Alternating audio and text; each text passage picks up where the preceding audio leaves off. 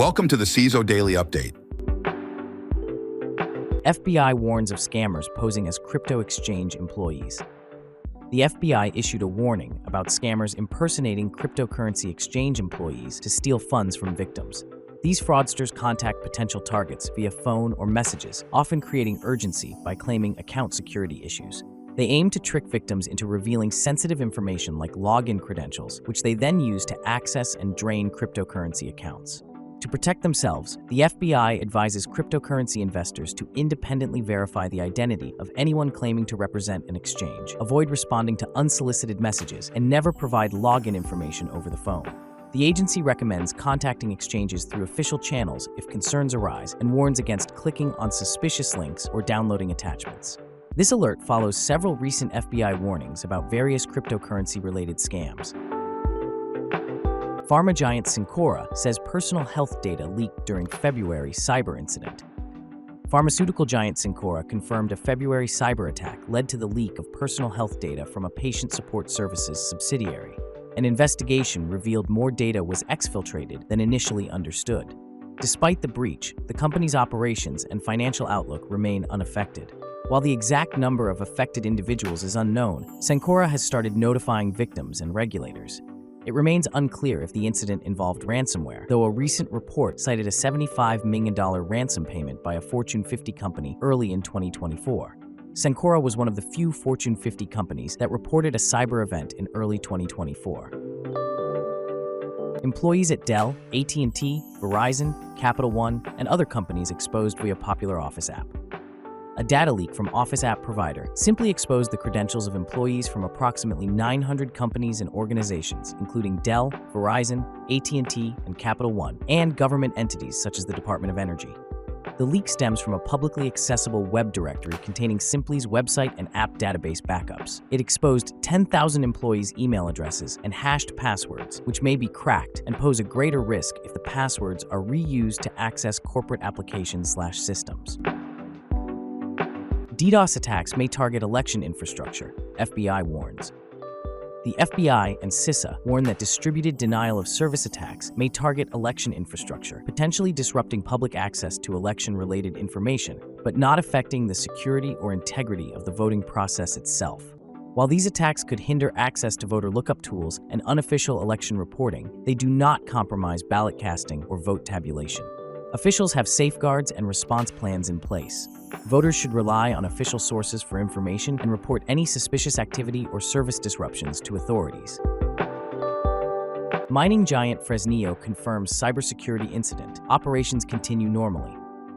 The largest primary silver and leading gold producer in Mexico, Fresnillo plc, confirmed a cybersecurity incident involving unauthorized access to its IT systems and data. Despite the breach, the company reports that all business operations continue normally, with no material operational or financial impact observed. Fresnillo is investigating the matter in collaboration with cybersecurity experts to understand and address the breach. The company remains committed to transparency and will update stakeholders as more information becomes available. Smart cars share driver data, prompting calls for federal scrutiny. Senators Ron Wyden and Edward Markey urged the FTC to investigate automakers like General Motors, Honda, and Hyundai for allegedly sharing driver data without informed consent. The senators argue that these companies obscured their data-sharing practices with third-party data brokers, which resold driver information for profit. The issue highlights broader privacy concerns in the smart car industry, where vehicles collect extensive personal data. The lack of comprehensive U.S. privacy laws exacerbates the problem, leading to inconsistent regulations across states. The FTC's ability to drive change may be limited, with stronger impacts potentially coming from EU regulations and consumer advocacy.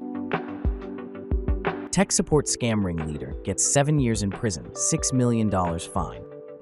Vinoth Ponmaran, leader of a tech support fraud scheme targeting elderly victims, was sentenced to 7 years in prison and fined over $6.1 million.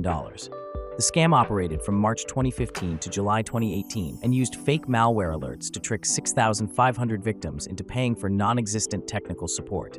Ponmaran managed an India-based call center and recruited US-based accomplices to launder proceeds.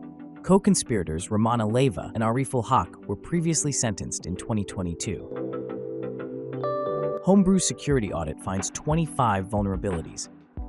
A recent Trail of Bits audit found 25 vulnerabilities in Homebrew, a popular package manager for macOS and Linux, including issues like path traversals and weak cryptography. While none of the flaws were critical, they could have allowed attackers to load executable code, modify builds, and potentially control CI/CD workflows. Homebrew has resolved 16 issues, addressed 3 more, and acknowledged 6. Bitdefender vulnerability let attackers trigger SSRF attack. A critical vulnerability, CVE 2024-6980, CVSS score of 9.2 in Bitdefender's Gravity Zone update server could enable server-side request forgery attacks. This flaw affects versions before 6.38.1 to 5 and allows attackers to access sensitive internal resources to bypass security controls and gather confidential information. Bitdefender released an automatic update to fix this issue. Users should upgrade to version 6.38.1 to 5 or later, enable automatic updates, and assess their systems for potential exposure. Over 1 million domains at risk of sitting ducks domain hijacking technique.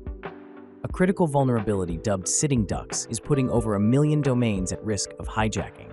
This attack exploits weaknesses in the domain name system configuration, allowing malicious actors to take control of domains without accessing the owner's accounts. The technique was first documented in 2016, but is still largely unresolved. It has been used to hijack an estimated 35,000 domains since 2018.